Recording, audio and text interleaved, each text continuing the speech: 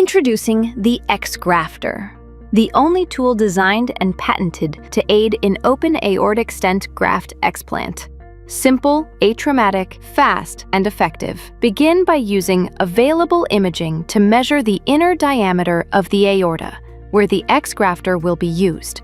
The inner diameter measurement determines the maximum size of the XgraftR to use for this aorta. Follow standard surgical practice to create access to the aorta. Select the appropriate XgraftR size based on the native aortic diameter. The XgraftR must not be larger than the inner diameter of the aortic neck. Do not base the selection on the implanted device size. Apply distal clamps to prevent thrombus from embolizing to the legs during proximal clamping.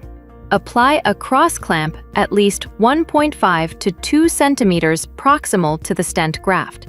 This will allow the XgraftR to collapse the most proximal end of the stent graft. Open the aneurysm with a longitudinal aortotomy, transitioning to a T-shaped incision at the proximal and distal ends for graft anastomoses. Free the distal limbs of the stent graft from the proximal portion.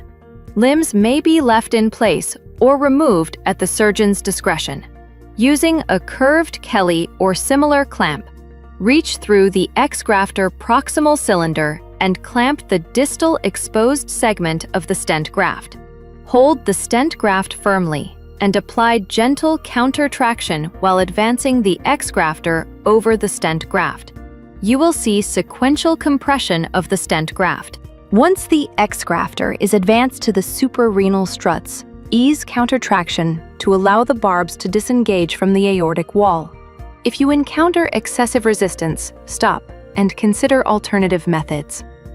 When fixation is released, slide the XgraftR with a stent graft inside, out of the aorta. Move the proximal cross-clamp distally to allow reperfusion of the visceral vessels.